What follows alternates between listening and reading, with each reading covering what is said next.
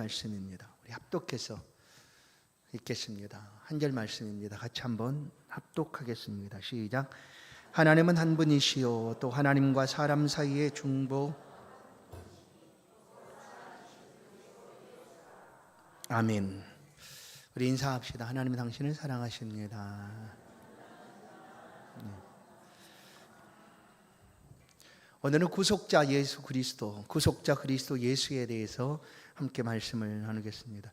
인류의 비참함을 하나님이 돌아보시고 그 인류의 비참함 그대로 두지 아니하시고 하나님께서 행하신 일이 있습니다. 그것이 바로 구원의 계획을 예정하시고 그리고 예수 그리스도를 통하여 구원의 은혜를 베풀어 주신 일입니다. 그러면 오늘 이제 우리가 함께 나눌 말씀은 대소일의 문답 21번입니다. 이 무릎은 이렇게 시작합니다.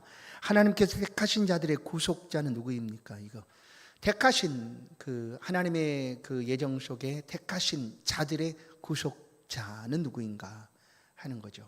우리는 사실 결론으로 알고 있습니다.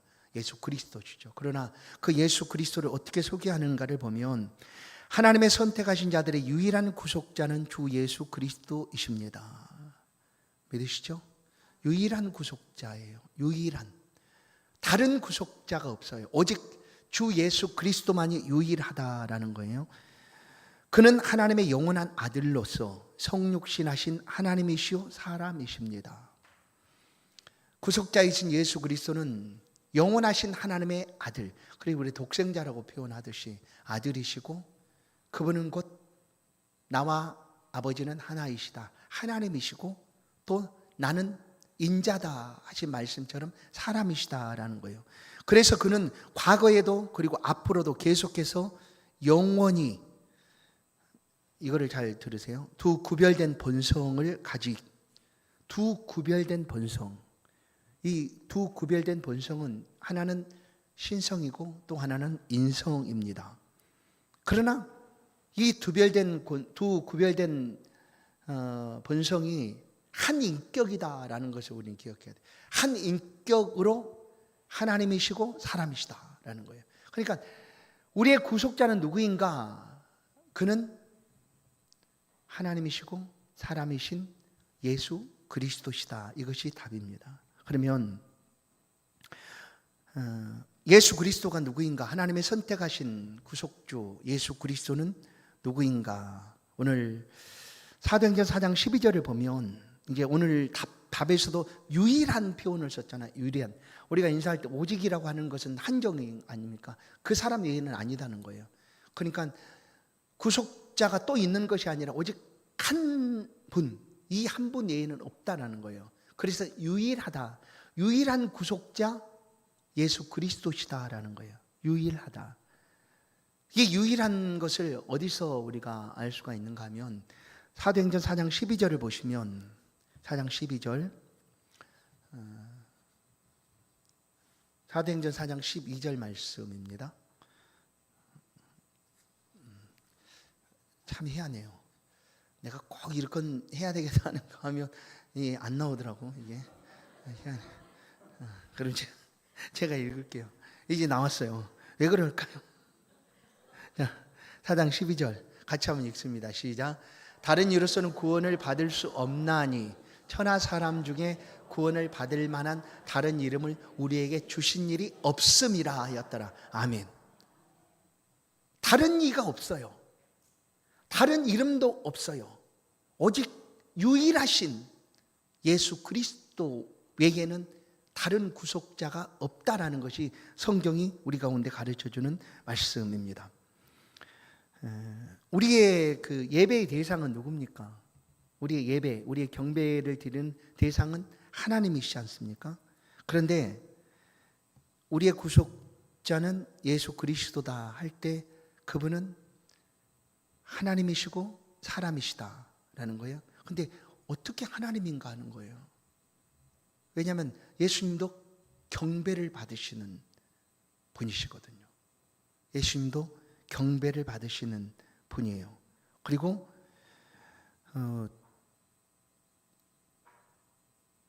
하나님께서 그 죄의 비참함을 해결하시기 위해서 우리를 구원하시기 위한 그 계획을 가지셨을 때 그 계획의 완성이 바로 이 구속자를 통하여 이루어지도록 하신 거죠. 구속자를 통하여. 그래서 예수님께서 오셔서 하신 말씀이, 자신을 우리 가운데 드러내며 소개하면서 하신 말씀이 요한복음 14장 6절이에요. 내가 곧 길이요 진리요 생명이니 나로 말미암지 않고는 이에요. 누구예요? 자신으로 말미암지 않고는 누구든지 아버지께로 올 수 없다라는 거죠. 이거는 유일하다라는 것과 똑같은 표현입니다. 자신을 통하지 않고는 아무도 하나님께로 올 수가 없다라는 거예요. 예수 그리스도가 아니고서는 구원이 없다라는 것과도 같은 의미죠. 바로 그분이 우리의 구속주가 되신다.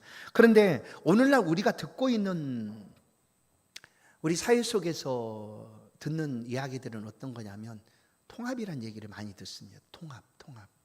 그렇죠. 모든 분야에서 다 통합을 합니다. 통합하고 또 집중하고 하는 일들을 많이 하잖아요. 근데 종교 통합도 얘기를 합니다. 종교는 하나다라고 얘기를 하죠. 그게 바로 종교다원인데, 모든 종교가 우리가 알고 있는 대로 이 세상에 종교들이 너무나 많잖아요. 일본에 가면 뭐 사람 수보다 더 많은 신들이 있다고 그렇게 하더라고요.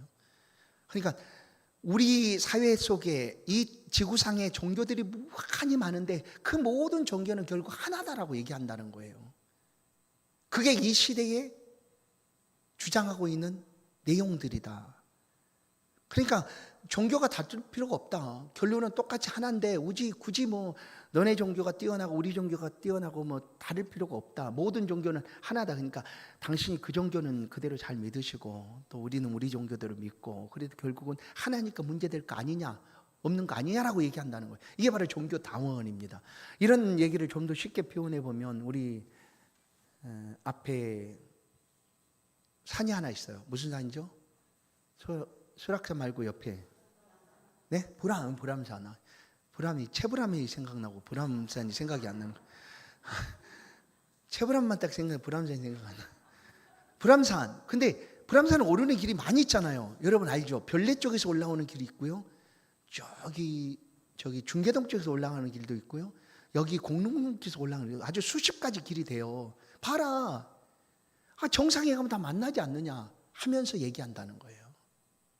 그러면 이 오늘날 얘기하고 있는 종교다원과 우리가 믿고 있는 믿음의 심각한 차이가 있잖아요. 우리는 뭐예요? 유일하다라는 거예요. 유일.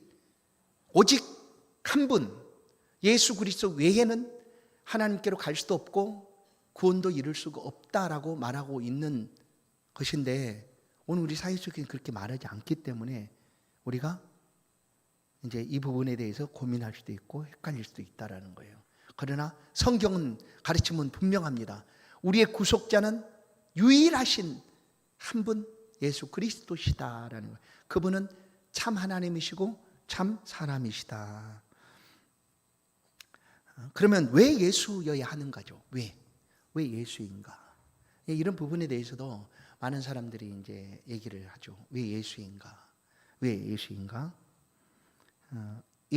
할 때, 예수님 가진 두 본성이라고 얘기해요. 두 본성. 하나는 신성, 하나는 인성. 이 두 본성에 대해서 우리가 생각을 해야 합니다. 예수님이 가진 신성, 사람이 우리 안에 신성이 있는 건 아니잖아요. 우리가 신성을 가질 수도 없고. 그런데 예수님은 신성과 인성 두 본성을 가지고 있다라는 거예요. 그러면 예수님의 신성을 인해서 예수님은 뭐라고 불려집니까? 하나님이시다라고 얘기하는 거예요. 하나님. 그분은 하나님이시다라는 거예요. 우리가 하나님을 삼위일체 하나님으로 표현을 하는데, 그 하나님은 성부 하나님, 성자 예수님 하나님이죠. 성령 하나님. 이 삼위가 한 하나님이시고 모두 다 동일한 신적인 능력과 권능에 있어서 뭐 다르거나 부족하거나 하지 않고 모두 다 동등하다라는 거예요. 하시는 사역에 있어서만 다를 뿐 하나님으로서 동등하다라는 거죠. 그래, 예수님이 신성을 가졌다는 것은 예수님이 하나님이시다라는 거예요. 예수님, 하나님이 가지신 모든 속성도 예수님이 가지고 계십니다. 존재, 지혜, 능력, 거룩, 인자, 진실, 무한, 영원하고 불변함. 그것도 바로 예수님이 가지신 신성 중에 포함됩니다. 그러면 이 예수님의 신성을 성경에서 보여주고 있는 장면, 내용들이 있습니다. 예수님이 신성을 가지셨다. 뭐예요? 그분이 하나님이시다라는 것들을 우리 가운데 가르쳐주고 보여주고 있는 말씀들이 있어요. 여러분, 하나님, 우리가 그냥 삼위 하나님에 대해서 따로따로 구별하지 않고 하나님이라고 할 때 그 하나님이 어떤 분이십니까? 창조주 하나님 이렇게 표현하잖아요. 모든 만물을 창조하신 하나님이라고 얘기합니다. 그분은 하나님이라고 불려지죠. 그리고 그 하나님은 전지전능하시다.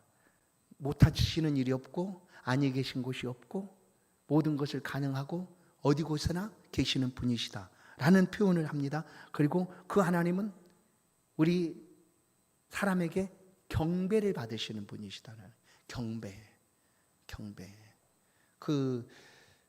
이제 천사가 이렇게 얘기할 때 천사 앞에 무릎을 꿇는 그 순간 그 천사도 경배 받으실 분은 주요 하나님이시다 하고 손살에 치면 나는 경배의 대상이 아니다라고 얘기하는 거죠. 맞죠?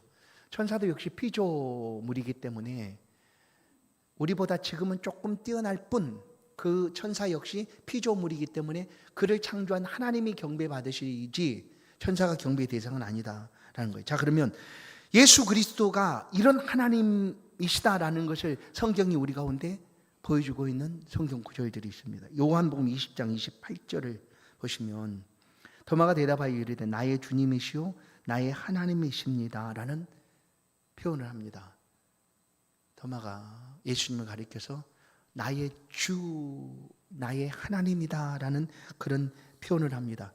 이사야 9장 6절도 예수 그리스도가 출생하시는 그 모습을 보고 그분이 영존하신 아버지다라는 표현을 써서 그 출생하시는 그분이 하나님이시다라는 것을 말씀하고 있죠. 요한복음 1장 1절에도 확실합니다. 태초에 말씀이 계시니라 이 말씀이 하나님과 함께 계셨으니 이 말씀이 곧 하나님이시다라고 얘기해요.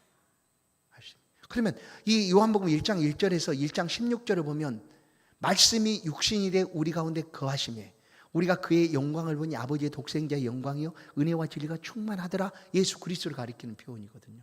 그래서 예수 그리스도는 하나님이시다라는 말씀을 우리 가운데 들려주고 있는 거예요.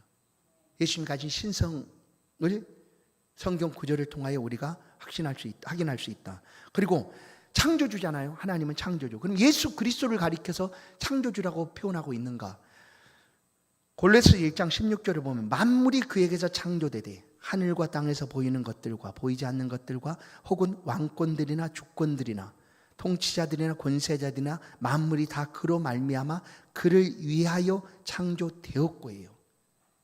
그로 말미암아 예수 그리스도로 말미암아 그를 위하여. 여러분, 창조가 우리를 위하여 창조됐다고 우리는 생각하지 않습니다. 왜냐하면 하나님의 영광을 위하여 하나님이 창조한 세계예요. 그러니까 성경도 그를 위하여 창조되었다 하고 예수 그리스도를 위하여 만물이 창조되었고 예수님이 창조하셨다라고 얘기하는 거죠. 또 하나님은 전지전능이라고 얘기하잖아요. 그리고 전지전능은 뭡니까? 못하시는 것이 없는 거예요. 그러면 그 못하시는 것 가운데 죽은 자가 살아나는 일이죠. 그거는 누가 할 수 있어요? 생명의 주인만이 그렇게 할 수 있거든요. 생명을 살리기도 하고 죽이기도 하시는 그런 권세를 가지신 하나님, 그 하나님만이 이 생명을 죽이기도 하고 살리기도 하시는 분이신데 성경은 예수 그리스도가 바로 그런 하나님만이 하실 수 있는 그 일을 하셨다라고 우리 가운데 증언합니다. 요한복음 5장 21절 아버지께서 죽은 자들을 일으켜 살리심 같이예요. 아버지께 죽은 자를 살리신 같이 아들도 자기 원하는 자들을 살리느니라. 아들은 누구면 예수 그리스도죠. 예수님이 자기가 원하는 대로 그럼 뭐예요? 그분이 하나님이시다라는 거예요. 예수 그리스도께서 원하는 모든 것들을 다 하실 수 있는 전능하신 하나님이시다라는 거예요. 그리고 이제 하나님만이 경배를 받으시는데 예수 그리스도를 우리는 경배합니다. 마지막 요한계시록을 가보면 5장 요한계시록 5장 14절 또 그 가운데 모든 피조물이 이르되 보좌에 앉으신 이와 어린 양에게 찬송과 존귀와 영광과 권능을 세세토록 돌릴지어다 하니 네 생물이 이르되 아멘하고 장로들은 엎드려 경배하더라. 뭐예요? 예수 그리스도께 경배를 드린 거예요. 예수 그리스도가 경배의 대상이 된 거죠. 그래서 그분은 뭐예요? 하나님이시다라는 거예요. 하나님. 이와 같은 것들이 예수 그리스도께서 가지신 신성의 모습입니다. 신성. 우리에게는 없죠. 그러나 예수님은 이 신성을 가지고 계신 분이세요. 근데 신성만 계신 것이 아니라 인성이 있었다라는 거예요. 인성. 우리와 똑같은 인성이 있었어요. 우리와 똑같은 사람이었다라는 거예요.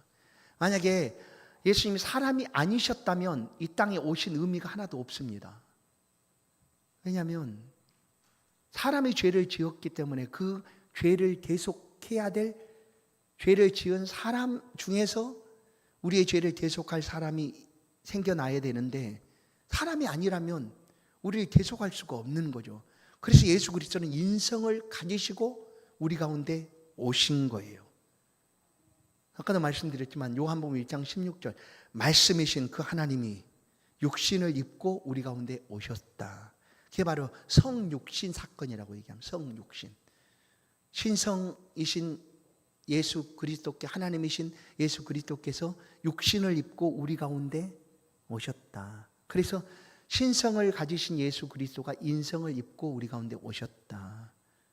그분은 하나님이시다라는 거예요. 그런데 그분은 신성과 인성이 같이 가지고 계신다. 그러면 예수님의 인성의 표현들을 성경을 통해서 우리가 어떻게 볼 수가 있는가? 똑같아요. 우리랑. 배고프셨죠. 눈물 흘리셨죠. 또 주무셨죠. 피곤하면 주무셨죠. 다른 것이 하나도 없어요. 그냥 유일하게 한 가지가 있죠. 성경 그렇게 가르쳐 우리 가운데 말씀합니다. 우리가 모든 것을 다 동일하게 체험하고 체휼하신 분이시지만 우리 인간과 다른 한 가지가 있었어요. 그건 뭐냐? 우리 인간은 모든 사람이 죄를 범하였으며 하나님의 영광에 이르지 못하더니 모든 사람이 죄를 범했어요. 그러면 그 모든 사람이 죄를 범한 것 때문에 죄의 삭은 사망이요 죽음이 다가온 거예요. 그러나 예수 그리스도는 우리가 똑같은 인간이고 모든 것을 다 체험하시고 체휼하신 분이신데 죄는 없으시다는 죄는 없으시다. 그분은 히브리서 4장 15절을 보면 우리에게 있는 대제사장 우리의 연약함을 동정하지 못하실 리가 아니요. 왜냐하면 인성을 가지고 계신가 우리 연약함을 동정하시는 분이에요. 똑같이. 그러나 모든 일에 우리가 똑같이 시험을 받으신 이로되 죄는 없으시다라는 거. 죄는 없으시다. 예수님이 어떻게 말씀이 육신을 입고 우리 가운데 오셨는가 하는 것이 이제 다음 물음에서 이제 가르칠 때 우리가 다시 생각을 한번 하고요. 우리의 구원자의 조건이 있습니다. 그것은 사람이어야 된다는 것이고 죄를 지은 사람을 구원해야 되니까. 그러니까 또 한 가지는 또 한편으로는 하나님이셔야 돼요. 왜냐하면 하나님이 우리 가운데 명령하셨잖아요. 죄의 삭은 사망이요 하고 명령하셨는데 그 하나님이 이것을 철회하든지 아니면 명령하신 그 하나님께서 그 말씀하신 그대로를 이루시든지 해야 되기 때문에 우리의 구원자는 하나님과 동시에 사람이어야 된다는 거예요. 그래서 예수 그리스도는 신성과 인성을 가지시고 우리 가운데 오셨다라는 거예요. 그러면 이제 이 신성과 인성에 대해서 많은 논쟁들이 이제 중세 이래로 계속해서 끊임없이 이어져 옵니다. 왜냐하면 예수님 신성을 입으셨을 때 신성이신 예수님께서 인성을 취하게 되는 순간 이 신성은 사라지게 됐다 하는 그런 논쟁이죠. 육체를 입고 오심으로 본래 가지고 있던 이 신성이 사라지고 말았다. 그래서 예수님은 신성이 가지고 있는 그런 모든 능력들을 그 신성을 가지고 있는 성부 하나님과 성령 하나님과 동등하지도 않고 그리고 같지도 않다라고 이제 얘기를 한 거예요. 주장을. 왜냐하면 신성의 인성이 입고 오셨으니까 이 신성이 이게 영향을 받아가지고 그렇게 이제 그 낮아지게 되었다라고 얘기하는 거예요. 그러니까 그는 참 하나님은 아니다라고 얘기하는 거죠. 육체를 입는 순간 그는 완전한 하나님은 아니다라는 그런 얘기예요. 또 반대로는 또 어떤 의미를 가지고 또 얘기하는가 하면 예수님의 인성이 신성과 하나됨으로 인하여 인성이 사라지게 되었다. 신성을 더 높인 거죠. 그래서 죄가 사라져서 인성이 사라졌으니까 죄인이 아니다 라고 얘기한 거예요. 그러면 아까 구원자로서의 두 가지 조건인 하나님과 사람의 죄를 가진 그 죄인 사람이다라는 사실에 대해서 이것은 이제 사라지는 거죠. 그런 논쟁들이 있었다라는 거죠. 그러나 예수님의 신성은 완전하게 유지가 되었습니다. 하나님으로서 작아지거나 축소되거나 약화되지도 않았고 인성 마찬가지로 완전하게 유지되었다. 그래서 두 본성이 완전하게 한 본성이 되어 있다. 한 인격으로 그 안에 있었다. 그럼 이건 좀 어려울 수도 있어요. 요즘 우리 인격이 막 다중인격이라고 하는 그런 그것도 병이잖아요. 사실 어떻게 병이라고 표현하잖아요. 다중인격. 자, 막 그 안에 여러 가지 자아가 막 있어갖고 36명의 자아도 막 있다고 막 그렇게 표현하고 하는데 그런 의미가 아니다라는 거예요. 완전한 하나님이시고 완전한 신이시다. 또 두 인성이 신성과 인성이 성육신 하심으로 혼합이 되어 가지고 예수님은 이제 어중간한 상태가 됐다는 거예요. 하나님도 아니고 인간도 아닌 어중간한 상태가 되었다. 이런 것들이 이제 중세 논쟁 속에 있었다라는 거예요. 이 두 본성 때문에 신성과 인성이라는 본성을 가지신 것 때문에 그런 그 논쟁들이 중세 때 일어나게 됐습니다. 그러나 예수 그리스도는 두 본성이 완전하게 있고 그리고 두 본성이라고 해서 하나님 따로 인간 따로 그러니까 이거는 어떤 의미냐면 예수님이 십자가에 못 박힐 때 그 못 박힐 때 본성은 신의 본성이다. 그리고 예수님 고통도 하나도 느끼지도 않고 아프지도 않았다. 근데 십자가의 형벌이 무슨 고통이고 형벌이겠느냐 이렇게 주장하게 되었다는.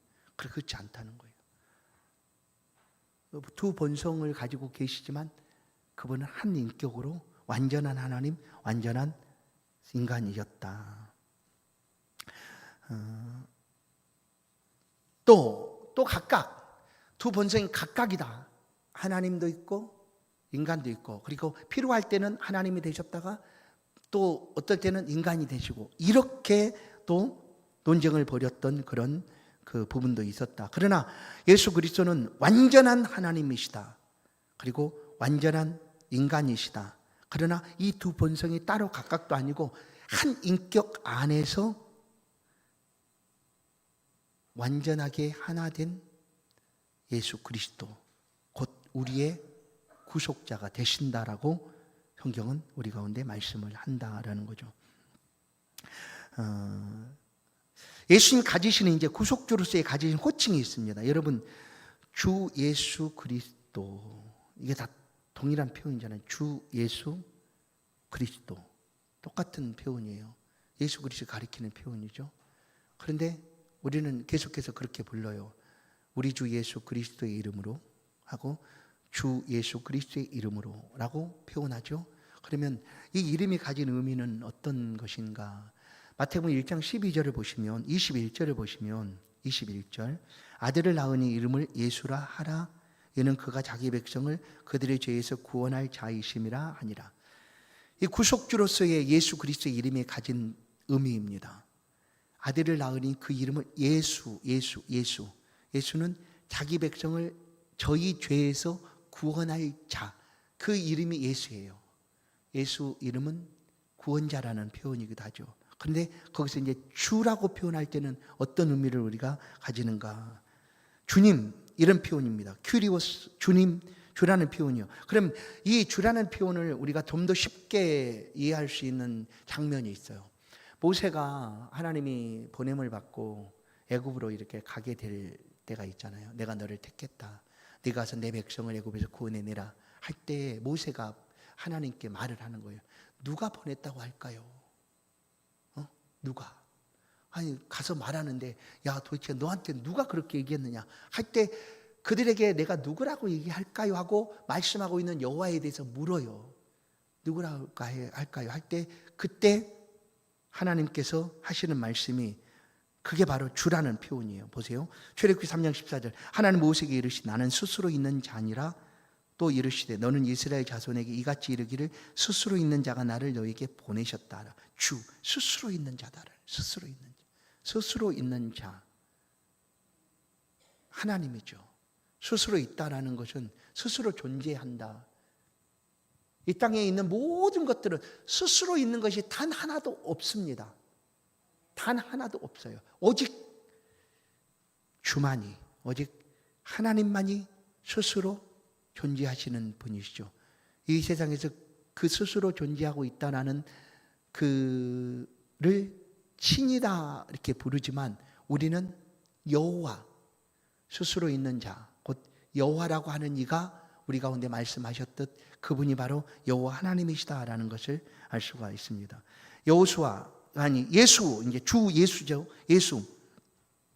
예수라는 표현 이름도 호세아 구원자라는 표현입니다. 호세아 여호수아 구원자라는 표현이죠. 아까 말씀드린 대로 마태복음 1장 21절에 있는 우리를 그가 자기 백성을 저희 죄에서 구원할 자이시다. 근데 그리스도 이제 주 예수 그리스도 이 그리스도는 이스라엘 백성들이 수천 년을 통해 기다리고 있던 구원자 곧 메시아죠. 우리를 구원하실 메시아. 그 메시아의 의미가 바로 기름 부음을 받았다라는 뜻입니다. 그래서 히브리어로는 메시아지만 헬라어로는 그리스도라는 표현으로 그 메시아를 이렇게 번역하였습니다. 그러니까 주 예수 그리스도는 우리를 비참함에서 건져내실 유일하신 구속자의 이름이다라는 거예요. 그 이름이 바로 주 예수 그리스도. 그래서 우리는 주여라고도 부르고 예수님이라고도 부르고 또한 그리스도라고 부르는 거예요. 동일하게 예수 그리스도께 우리를 구속하실 유일한 구속자의 이름을 우리는 이렇게 부르고 있다라는 것입니다. 이제 처음으로 돌아가서 말씀을 맺는데 우리의 유일한 구속자, 우리의 구속자는 누구인가 할 때 그 신앙 고백서의 가르침은 뭐라고요? 우리를 구속하실 구속자는 누구입니까? 할 때 하나님이 선택한 자들의 유일한 구속자는 주 예수 그리스도이십니다라는 거예요. 주 예수 그리스도다라는 거죠.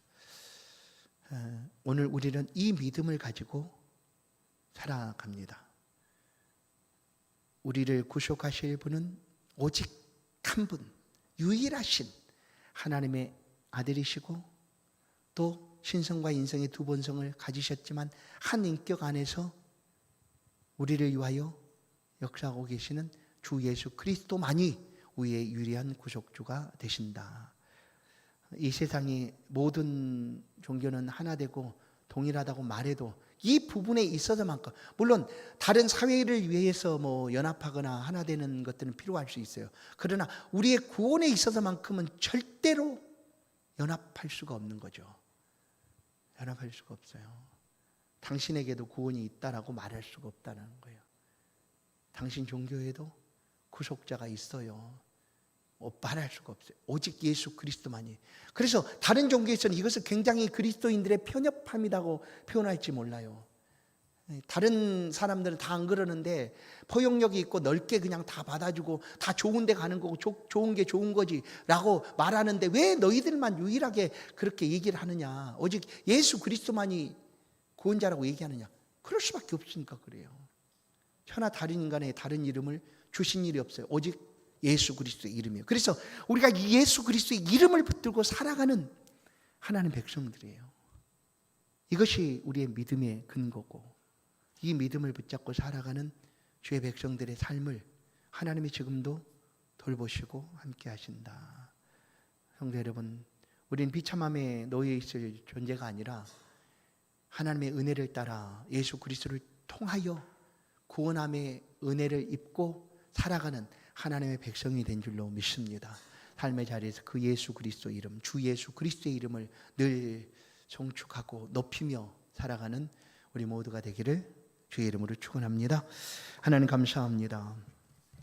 이 시간 우리의 구속주이신 예수 그리스도, 우리의 믿음의 시작인 예수 그리스도, 그 예수 그리스도를 품고 살아가는 주의 백성들의 삶을 하나님 지키시고 보호하여 주옵소서. 그 어떤 것으로도 대치될 수 없고 오직 예수 그리스도 이름만이 우리의 구원이심을 확실히 믿고 나아가오니 그 믿는 자의 삶의 발걸음, 행하는 모든 일터, 행하는 모든 삶의 터전들 지키시고 보호하여 주옵소서.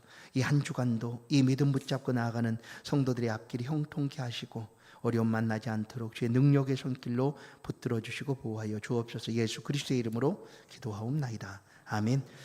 찬송 80장입니다.